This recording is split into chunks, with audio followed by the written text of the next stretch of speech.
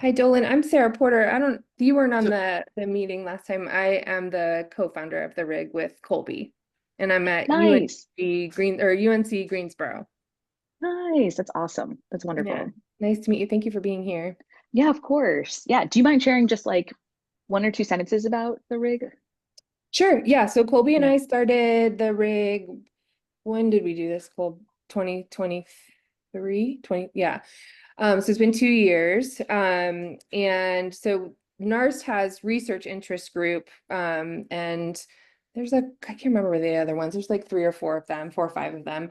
And so Colby and I, seven of them. So Colby and I connected a couple years ago, and we're just kind of trying to brainstorm ways that we could get more queer and trans work in the science ed community at NARST and presence, and just how few presentations there were. And it was hard to get connected. And so we proposed the rig. And so we're a little like it's research focused and research centered, but it kind of covers all of our like service research and teaching, because as queer and trans folks, that work doesn't just live in one little siloed space. So we've been really trying to center the research, of course, to try to get more of that in, but then also just kind of trying to create a space for folks um, to be together and build community.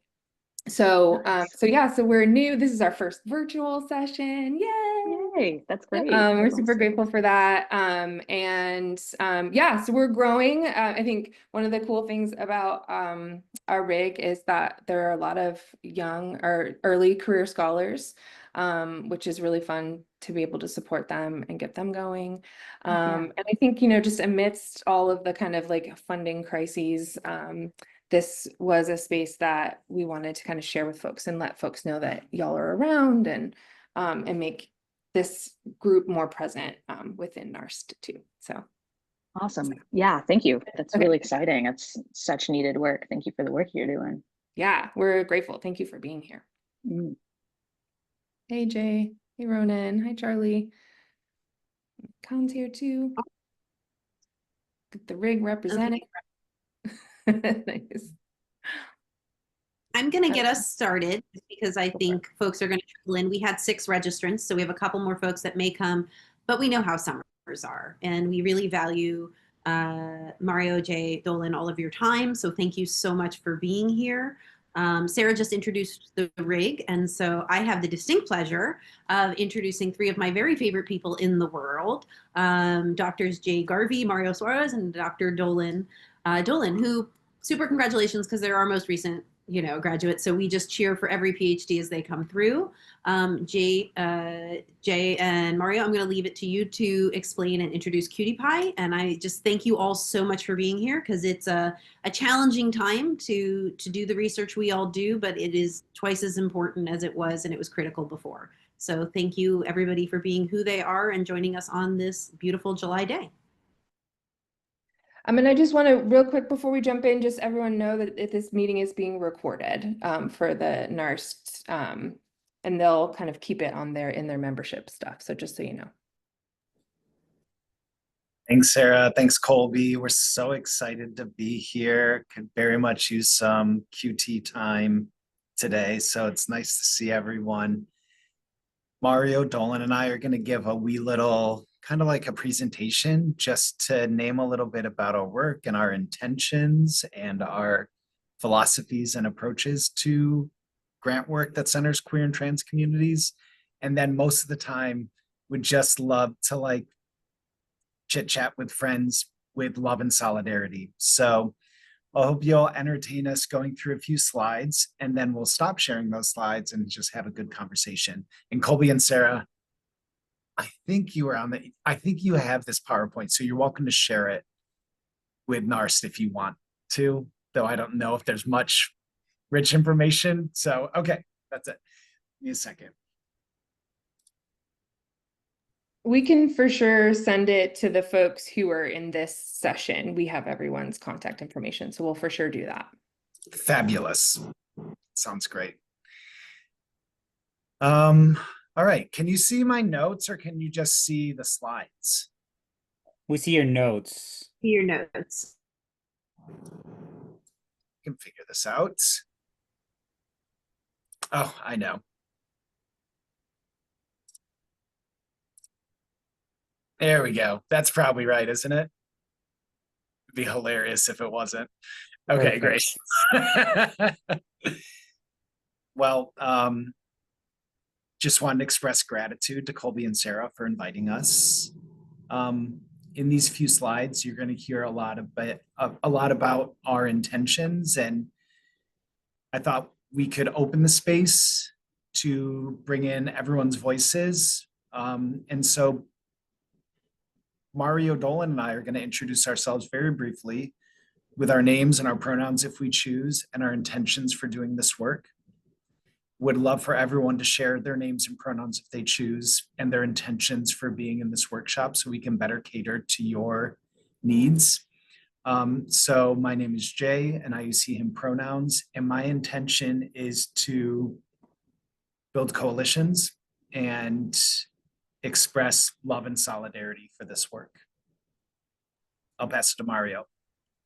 Hi, everyone. My name is Mario Suarez. I use he, him, el pronouns. I'm an associate professor at Utah State University, and my intentions are to be in solidarity with you all and be of service to you.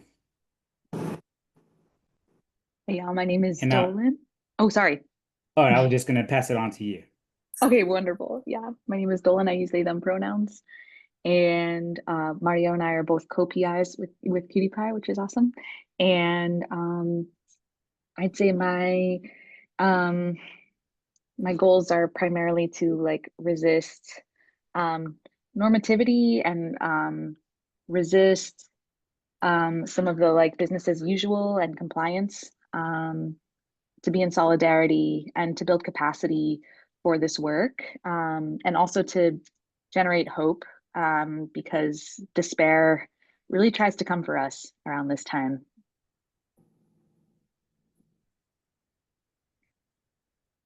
Want to keep the passing going, Dolan, and maybe pass it to a participant who's attending? Sure. Would Khan like to go? Sure. Hi, friends. My name is Khan. I go by he, they pronouns. My intention to be here is to, very much like some of you, be in community and build hope, but also learn how to be together in times of unjoyous times, I guess. So it's similar to what Dolan is saying. I'm going to pass it on to Sara. Hi, Sarah Porter. I use she, they pronouns. I'm an associate professor of science education at the University of North Carolina at Greensboro. My intention today was to create space for us to come together, to network, and to learn about resources to engage in the work. I also love the solidarity and joy pieces too. Those are always part of my intentions. And I will pass it to Ronan. Find the unmute button. Hi everyone, my name is Ronan. I'm based here in Chicago. I use they, them pronouns. My intention today is to try and find pathways towards stability as someone who's currently like just found out that I was losing funding and then got added to a new thing and also took on math tutoring, which is extra funny because I am not a math person. I am a science person. So it's been real interesting to re-math myself. So yeah, I think I'm looking for ways to exist and hopefully get someone to pay me to exist. That would be extra great. I'm going to pass it on to Charlie. Hi, everyone. I'm Charlie Blake. I use they, them pronouns. I'm based in the St. Louis area, Southern Illinois, University of Edwardsville. Yeah, I work in a STEM center where we do STEM education research, and most of it involves some DEI. So almost all of our funding's been canceled. So just looking for ideas about what to do.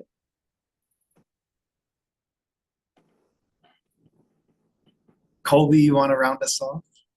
Sure. Hey, y'all. I'm Colby. I think everybody actually knows me, or I'll just presume my reputation precedes me. My pronouns, I use she, her pronouns. I'm over at Teachers College, and my intention is that I'm very mindful of our wonderful group at NARST being predominantly younger scholars. And this is both a reflection on my agedness, but also in a fierce protectiveness and wanting to make sure that we bring together as many resources for folks at the start of their career and the important work that all of you do. So just thank you very much for being here and for being yourselves. Thanks everyone for sharing. I'll pass it to Mario next, who will describe a little bit about QTPIE. Hi, everyone. Well, thank you for being here today, this morning or afternoon, depending on where you are. I'll start us off by talking a little bit about who we are. So we are a research team that centers education. We center advocacy and coalition building for queer and trans communities in education. By our nature, we're an interdisciplinary team. We range K-12 to post-secondary.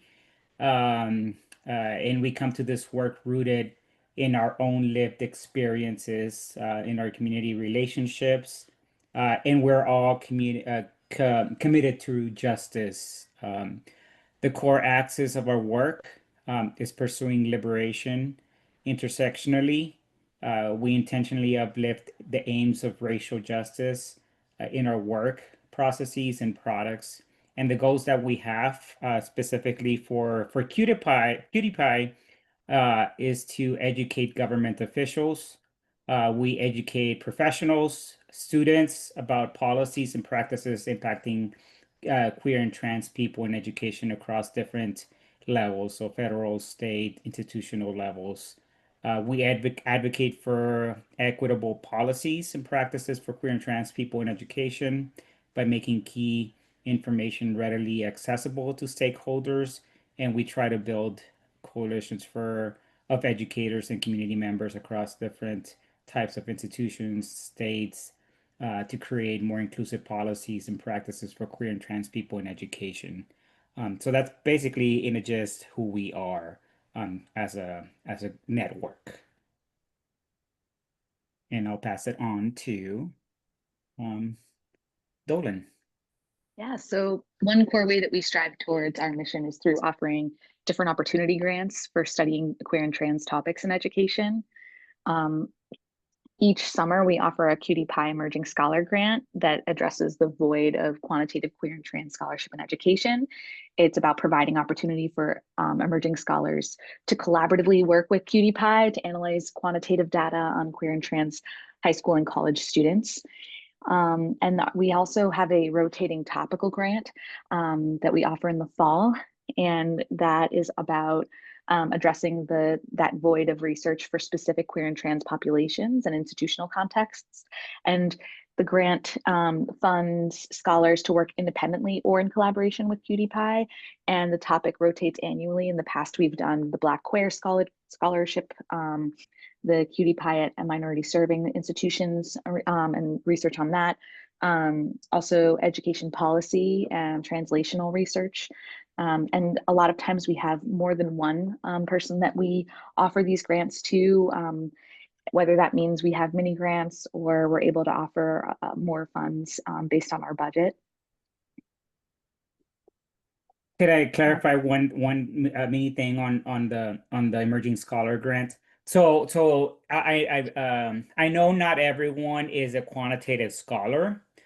So one of the things that we try to do is in the Emerging Scholar Grant is we kind of give like a mini boot camp in quantitative studies, so to speak. So we go through the process of learning quantitative methods in that. And so we walk you through the process of learning quantitative methods, and we work with you, Jay or myself. This last 2 summers, Jay has been working with the emerging scholars in kind of crafting an AERA proposal, and then manuscripts and so on and so forth, in working with a large data set, and all that. So you don't have to do it yourself. and working with the data set yourself if you're not comfortable with that. So just wanted to let you know to clarify. Thanks, Mario. Thanks, Dolan. Our work is rooted in theory and driven by impact across different audiences. We're very intentional about naming our desired impact, which very closely connects with our desired audience. In the landscape of grants, this is tricky. A lot of our theoretical and epistemological frames are critical, post-structural, and some may consider avant-garde in the research landscape.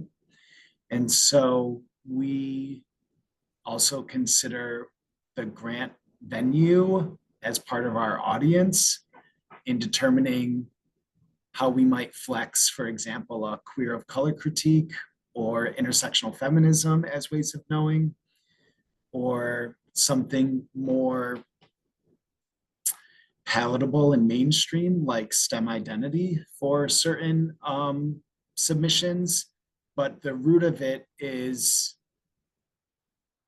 liberation as impact, and how we package it might change based on the grant venue. Positionality is the foundation of our work. How we understand both our social identities and our social locations, and also naming our intentions. And so we'd be happy to share some examples with you if you'd like. In our writing, based on the venue and the audience, it might change, but the undercurrent of all of that is being explicit about what we want to achieve with our scholarship. I might say we aspire to ethics of care in both our processes and our products. The manifestations of our team come in decisions that are difficult to talk about, like authorship order or finances in grants and compensation in grants, on inclusion and representation of social identities when we're studying minoritized communities, which often comes up when we study QT communities of color and trans and non-binary communities in particular. And so even in the spirit of this workshop today, our ethic of care is to not hoard knowledge or opportunities, but to understand that we're a collective of people that are all deserving of the same opportunities. And so that's how we kind of approach building coalitions with what we do. We're going to talk a little bit about how we're navigating grants in this current climate. So I'll pass it to Mario for this slide. And I think that's probably also why the majority of you are probably here as well, as you've mentioned. There's this rise in anti-LGBTQ plus legislation. If anything, we've kind of doubled down in the way that we are handling and trying to navigate the work that we are doing. We're trying to be careful. We're not in the way that we are handling the not just the way that we handle the grants, but also the research and the publications that we produce out and put out into the world, right? And I think the way that we are doing that is by, Colby mentioned this a little bit, is like in the way that we protect, right, junior scholars, especially those of us who have like tenure, right, or that to some extent, and I don't like the word, I'm not using may not protect is the right word, but maybe in the way that we, I don't know, work with or I don't know, maybe use a different term, I don't know, work with and support other junior scholars and grad students, right? And so I think there's power in numbers, right? And so I think that's kind of what I'm trying to say, is that's one of the good things about this network, is that it's becoming a larger group as it is now. So safeguard, yes, Sarah, thank you for saying that. There's this safeguard kind of a way of in this network, and so we're trying to be very mindful of the impact on the researchers and the community that we work with, and so NSF obviously and NIH is like, you know, there's a lot of these venues are no longer right, you know, are go-tos, right, for a lot of the money, right. It's depending on how we frame it, right. Like Colby has been very very helpful in successful, right, in the way she frames her work, right, uh, in getting in getting some of this funding, right? And for some of us, it might not be as successful, right? In that, and for like Jay and Dolan, like we've maybe have gotten through like AAAS and you know Spencer, and so we've you know we're trying to look at for other community partners, right? That might be helpful as well. So we're trying to be mindful of like what are other venues and other community partners that might be open to some of this work. So I think that's also one of the good things of QTPIE, that it's getting notoriety and it's getting, you know, community notoriety as a whole, if that makes sense. And I'll pass it on to Dolan. Yeah, so QTPIE has secured funding from national associations and institutional sources. And I also want to name that we've applied to a lot more grants than we've received, right? And so we just want to be humble about that, right? There have been a lot of rejections for the handful of acceptances that we've gotten, and that's kind of part of the process, right? I think sometimes people see like, oh, you've gotten funding. Yeah, we've also heard no a lot. But we try to use the funders language without losing our own in the applications process, and that's really challenging. But we also use that kind of as a compass when we're applying to things of, if we're not even allowed to say the word queer or LGBT, is this even a grant that really fits what we're doing? And how do we find congruence and alignment with that, right? Another kind of key approach that we take is naming systems of oppression directly. So even in those bureaucratic frameworks, we try to name queerphobia, transphobia, cis heterosexism, white supremacy culture as, you know, systems of oppression. And that also takes the onus off of the individual and doesn't tell the same deficit framed story about queer and trans people suffering, as opposed to queer and trans people experiencing a lot of hostility within these systems of oppression and structurally harmful environments.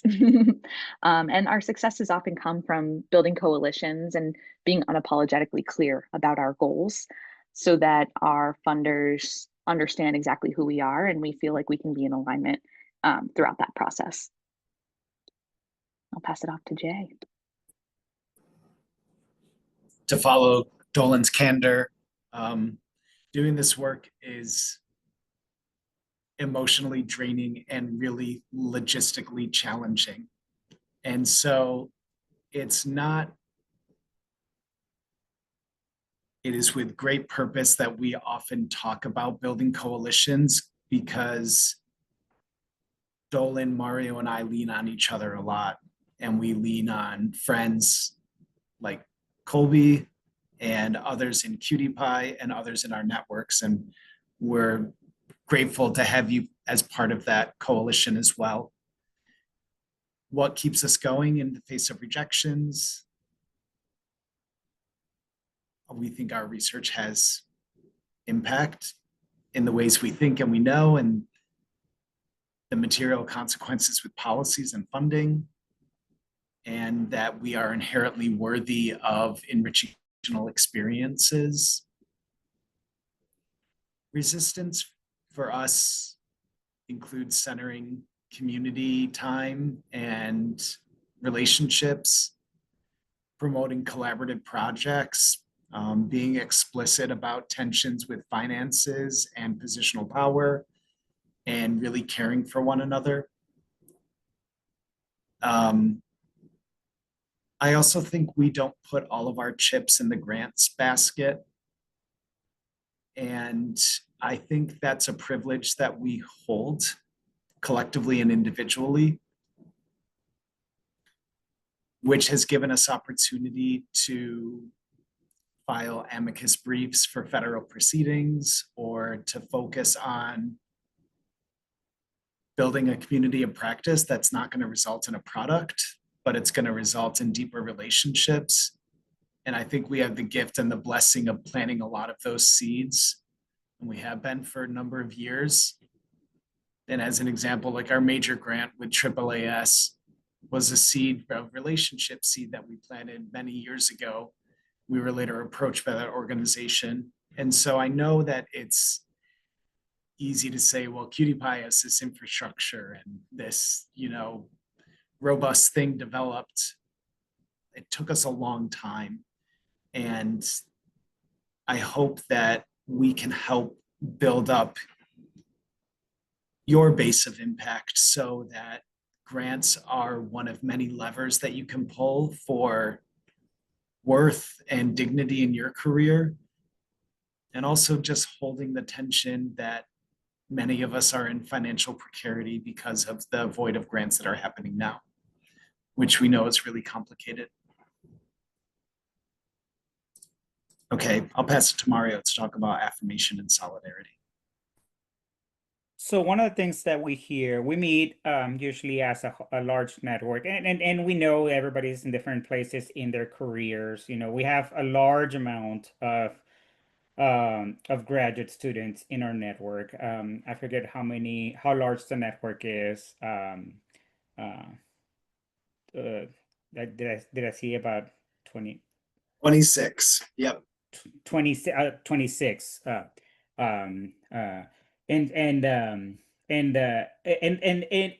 most of the times we hear how meeting as a group, we meet maybe once a semester or so, or sometimes twice a semester, as a team, and in each one of those meetings we'll have about half of the network shows up because folks are in classes, meetings, so on and so forth, right? And each time we hear that folks that's like the best part of their day or their week or whatever, right? And in large part that's because like of how affirmed they are by the network, or how much they feel in solidarity with each other, right? Because oftentimes the only times we get to see each other is either at a conference, right? Whether that be a higher ed conference, that a good chunk of the folks tend to be in higher ed. For those of us like myself who are in K-12, I only get to see folks at like AERA because I don't tend to go to NARST, for example, since I'm not really like technically quote unquote a science ed person, since I do some math ed stuff, right? Though Colby has been trying to pull me to NARST for a long time. And so so it just depends, right? I might see folks at AERA and so on and so forth, right? And so that tends to be one of the folks. So a lot of what I'm trying to say is that there's a large QTPIE offers affirmation and solidarity as a network, right? In large part because of the research that we do, it's for us and by us, right? And so that the passion that we bring as a group, it's research that affirms the work of queer and trans lives. And we do that, we bring that through, visibility and coalition. We know that visibility looks differently, right? Depending on your role in your institution, whether you're a junior scholar, a graduate student, whether you're tenured, untenured. And that's part of why QTPIE has kind of been, for many of us, a lifeline, right? And it's helped create a support system for many of us, depending on whether you're in a a rural university or a smaller university where you might be one of the few in your university who might be queer and trans, right? Or whether you're a large city, university, whether and so visibility might look differently, right? Or whether you might be the only one in your institution who does queer and trans work, right? And so that's kind of why we think and where we think that QTPIE might offer some of that affirmation and solidarity. um, uh, that's also where we think that grants kind of have helped those of us who have been lucky and enough to be able to have grants or have gotten some grants. We have used those to kind of help support and uplift junior scholars and graduate students financially, both financially and otherwise, right? To be able to support the amazing work that junior scholars and graduate students have been able to do, both financially and, in the case of tenure and promotion have been able to support them, through work, right? Through if you are, going up for tenure promotion, like we know that publications are important, right? So being able to, through collaborations, support all that work, right? Because we know those things are important, right? And so being able to work through collaborations, all of that is we know that is important. So a large part of the work that we do is making sure that we unveil, right, that quote unquote magical academic veil, right, that it doesn't always get that doesn't always get released to many of us who are like first generation, that we learn that we don't learn, right, oftentimes in academia, right? And so we have mentoring. A large part of our meetings get spent talking, having conversations about mentoring, whether it be talking about CVs or whether it be talking about, the job market, or whether it be talking about, um, you know, um, anything regarding like grants, or we'll have a conversation about what do folks want to talk about, right? Grants or whatever and stuff. And so we have those conversations as a team, whatever it is. So Dolan, Jay or I will send out like kind of like, hey, what do folks want to talk about this meeting that we're having, in a few weeks, and then we'll have that conversation as the second half of the first half will be business, and then the second half will be like that mentoring conversation. And then I'll Yeah, pass it on thanks, to Mario. Dolan. I'd say too, like something that I think is really special is like Mario mentioned, like uplifting grad students, right? And I think like an example of that is almost always, whenever possible, writing in a postdoc or a graduate assistant into a grant, right? And naming that person sometime whenever possible, and also allowing that person to be part of the submission process, which I think is just rare from what I've seen, right? So I just want to like say thank you and kudos to Jay and Mario for doing some of that work, because I've certainly benefited from being able to be on the ground level of the submission process and also be named in some grants that most of which were not funded, but just still being able to say like, hey, like I get first right of refusal for this position if this happens, right? And how grateful I am for that. But I think with this slide, and this is kind of our last one before we close out, is just thinking about that there are many pros and cons of hypervisibility for QTPIE and for this work. And I think QTPIE initially and primarily has been funded through an endowed professorship at UVM's College of Education for Jay as a faculty member, and that provides, it's basically a alum queer couple who's been donating and created an endowed professorship. And so in many ways, we don't feel like we have to translate a lot of the work that we do. We're able to very proudly talk about this work in a subversive way with our funders, if that makes sense. And so even though our budget is really small from them, it's reliable. And so we can take on the risk of being visible to our external grant funders when we're applying, and to any politicized entities that might target us, because we can recognize that we have the privilege of some base funding each year, and that is what funds the grants that we disseminate, right?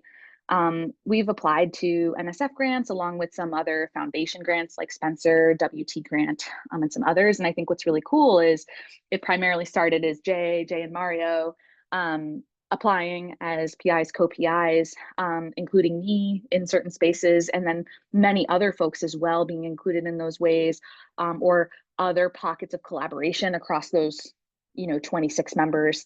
And so to be able to say, like, there's an opportunity here. I don't have the bandwidth to apply, but I want to encourage folks to do so, and people taking that up.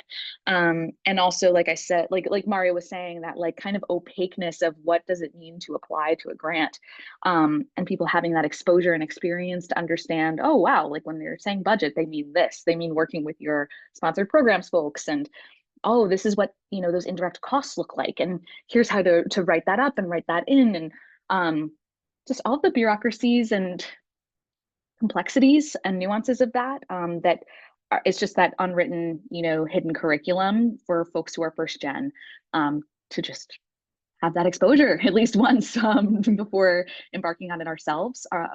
So that has been really wonderful. I think thinking a lot about how we talk about ourselves and the work that we do. We're very mission-based, and we're unapologetic about being queer and trans people in education, for queer and trans people in education. And so we don't tone that down in our grant applications. And if that means we're rejected outright, then that means that, we use our queer identities as resistance, and we think a lot with queer theory, and we have experienced mixed results from that.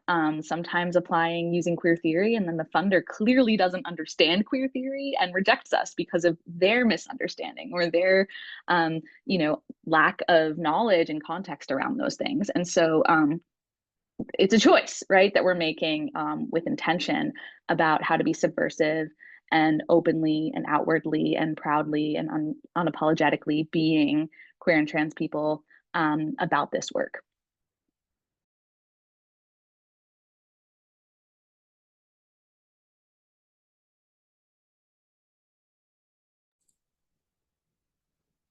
We've reached the end of the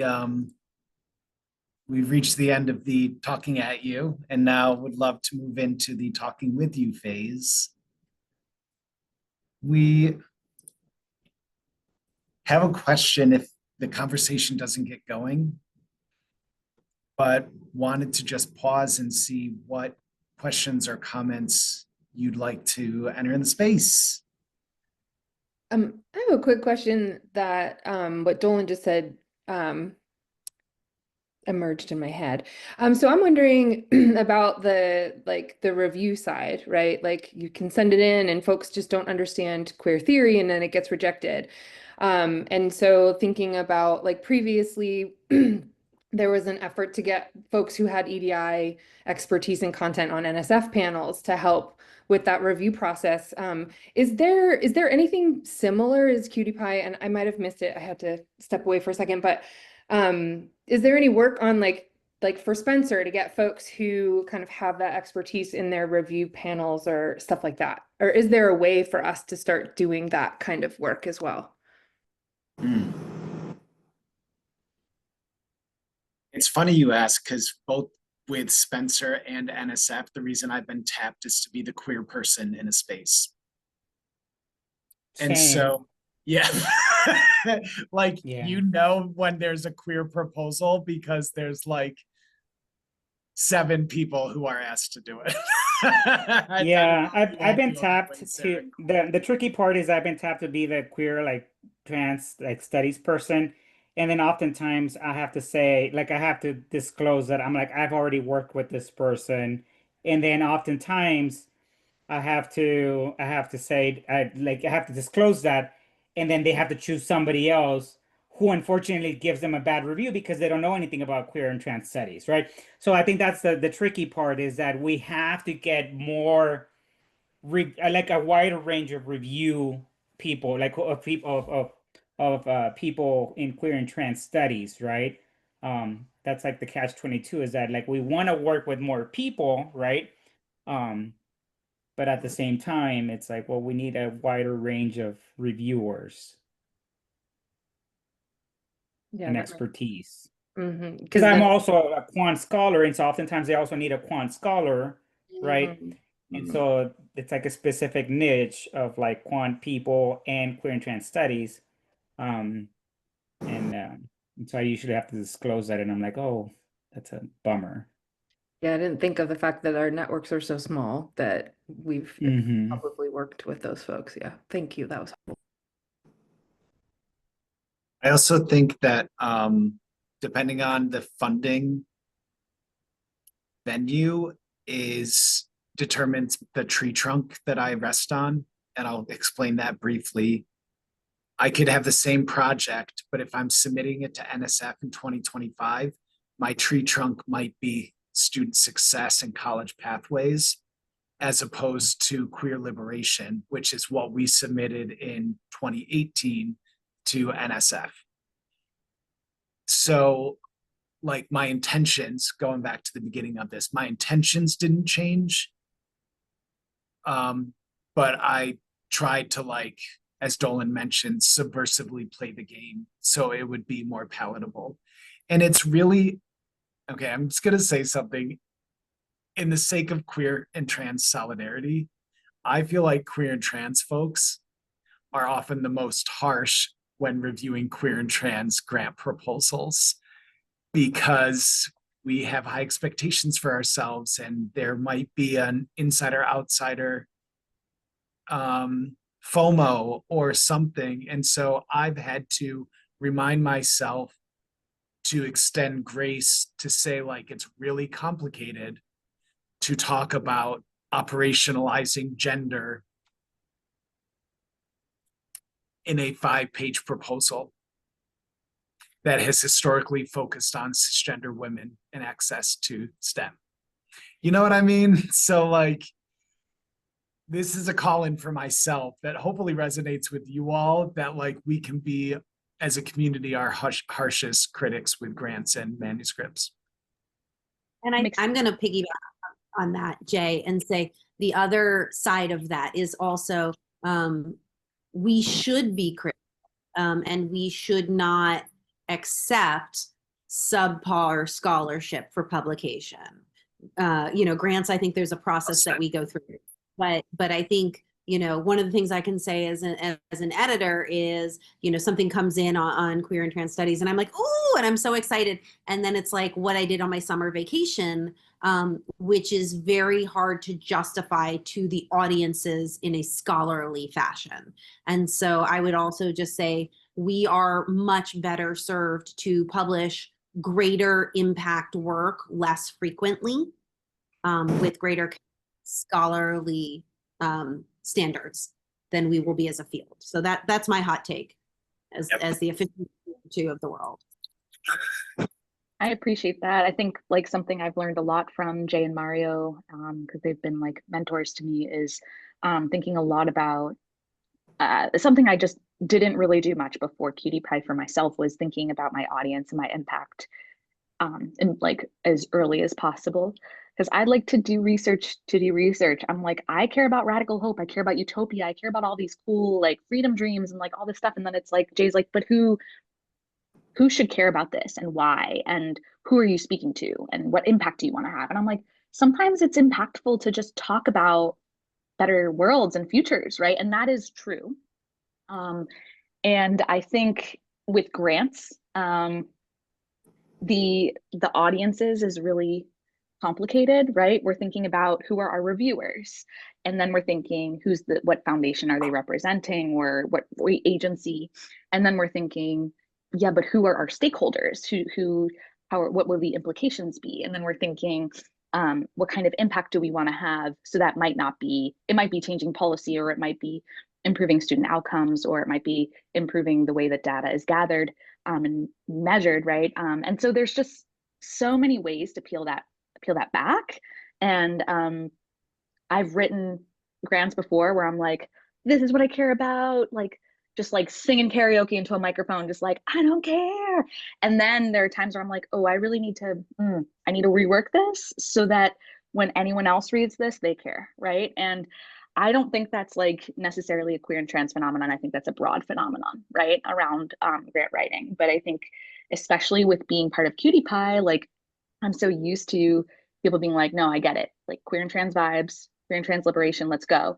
And I'm like, sometimes I have to remember, I have to explain that in a grant and operationalize that in a grant and have a framework for that. Like, what is liberation and why does this matter? And what does it mean for students to experience liberation, or educators or whatever to experience liberation? What does that liberation look like legislatively, right? And so those types of things, I think sometimes I skip over and I'm like, no, that's really critical in grants. And I've learned that from QTPIE folk.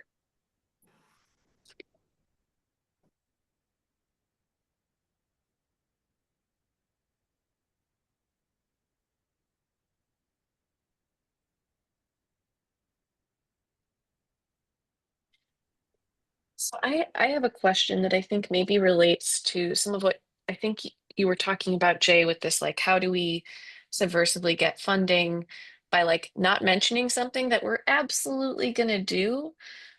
Just because I happen to know someone in the field of science education who explicitly doesn't use like LGBT, LGBTQIA plus or talk about any of those identities. And I've had discussions with this scholar, and they have said point blank to my face, like, I don't really care about the politics of this. I'm not interested in doing that kind of work. That's why I don't talk about this acronym, and that's why I don't like tease out the difference between intersex folks and trans folks. And I'm like, um, in this, the year of our Lord 2024, this conversation happened. Just for the record, if you're wondering, did this happen 10 years ago? No, it did not. So I'm navigating that, like, what are the omissions that we make knowing what is going on in the subtext for us? And how does that necessarily get read by other queer and trans scholars? Because I think I might be really harsh about reviewing something that came across my plate if it didn't make nods to that. And I guess what are ways do you think that we can signal, thinking, Dolan, of what you just mentioned on like queer world building, queer sociality, like those words come in and I'm like, okay, you're referencing Munoz, you're thinking about this, you're with this body of scholarship, even if that person isn't in your reference list. So that's just a question that I'm thinking about or wondering. My vibe's dependent on the funder. So Spencer, I feel like I can let my hair down, be a little more avant-garde with queerness and transness. And with NSF, I feel like I'm code switching. So I don't know, Ronan, this is what I'm first thinking. Would love to hear your thoughts. Like, Kath Brown is a sociologist from the UK, and I really appreciate a lot of their writing. And one piece asked, like, what am I losing if I'm always on guard of my queer self? And like in another piece, Dr. Brown asked, am I quantifying queerness or am I selling my queer soul? And so I think like the foundation, like that maybe you're working through, that I'm also working through, is like, how does being a code switcher compromise my philosophies and foundations for doing the work? And that's a hard ass conversation to have that we're here with love to have with you, because we're having it all the time. So with NSF, I'm submitting something in October, and it's basically my intent is to document disparities to have more progressive policies for minoritized communities. And this goes to my tree trunk. My tree trunk isn't intersectional liberation, even though that's my intent. My tree trunks is pathways to graduate education. And I'm not explicitly naming sexual or gender identity. I'm just talking about differential outcomes based on status. And so it's easy for me to foreground different majors and maybe even first gen status because they're not politically volatile right now. But what am I selling of my queer soul by doing that? I've come at a place where I'm good with that for this NSF grant. And Jay, I want to ask a question along those lines because I hear you that there's such pain in the code switching and the fronting parts of yourself versus not intellectually, emotionally. There's also a challenging dynamic within the queer community wherein we don't allow for that because we assume it's that. We don't allow for space for different representations physically, emotionally, and intellectually for queerness. It's okay to not, you know, have a pride flag tattooed on your shoulder. It is okay to be what some people will perceive as closeted in your queerness because that's not where you choose to represent yourself in those ways, whether it's socially or intellectually. So I think there's really a dynamic tension that not like that I can call us all into as well, right? I want to call us into that, remembering that queerness isn't one thing. And so when we go through the reference list and we're like, you're not referencing the scholars that I reference, that I think that's okay. I think if we are really and deeply true to queerness, we can hold space for a wide representation of queer scholarship, queer literatures. And so, you know, I'm coming from science ed, so I'm going to cite really different folks until I run into working with somebody as lucky as I was like Mario, and they're like, let me introduce you to Dada. And I'm like, oh my God, I will cite this person forever because I'm so in love. But it didn't come up in my academic genealogy. And so I just want to remind us as queer scholars and reviewers, in the same way that we welcome it and are rightly entitled to radical acceptance, we also owe our fellow queers radical acceptance of the very different envisionings of queerness in their work, and that it's okay for it to be in the margins of work or for it to be front and center. One is not more or less queer. I also think about Who's been waiting 7 years.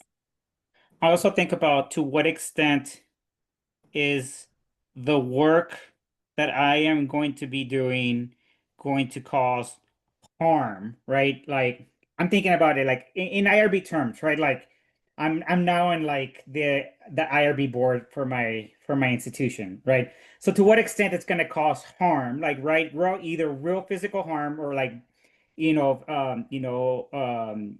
mental, right? Like or kind of like or harm on the either the participants or like the respondents that I'm going to be engaging with, right? In my study, right?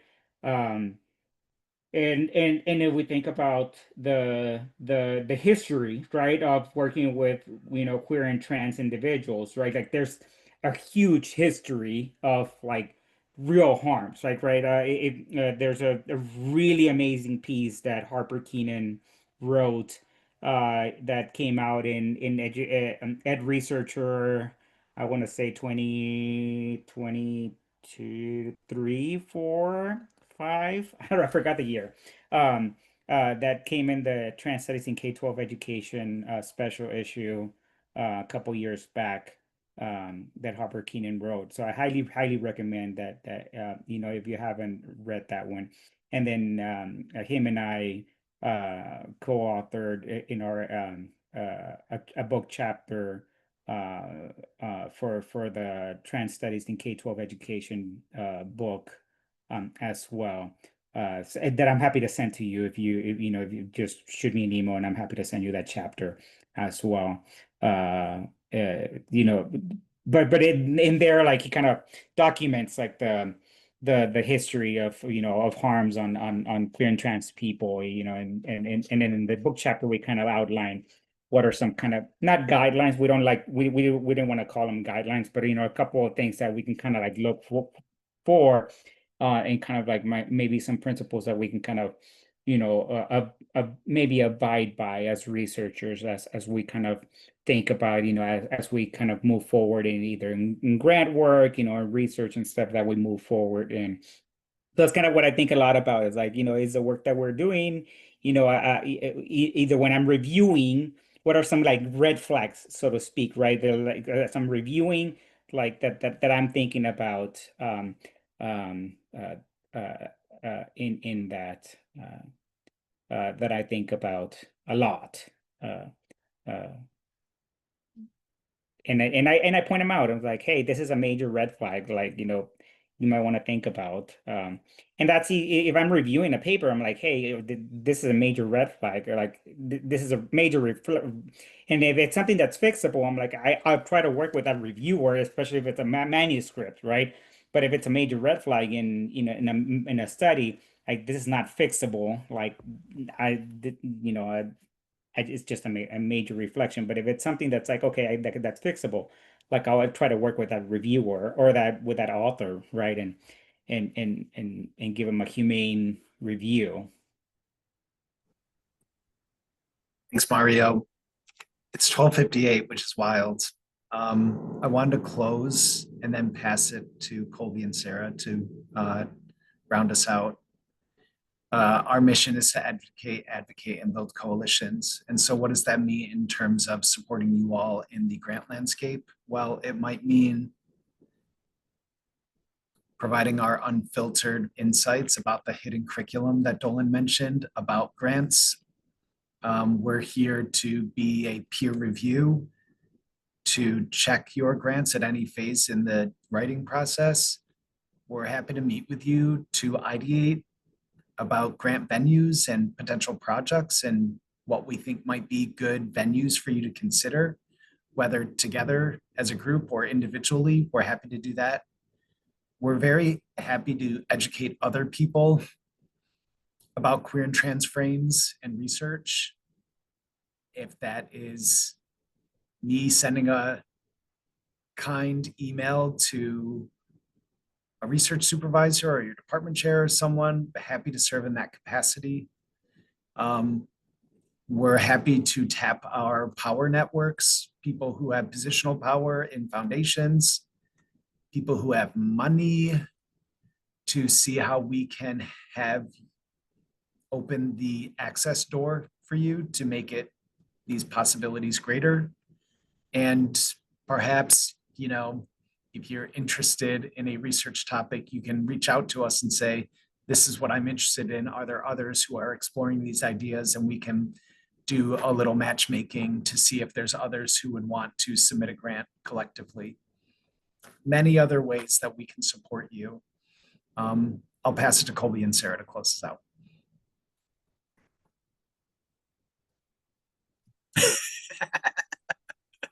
I should have I known.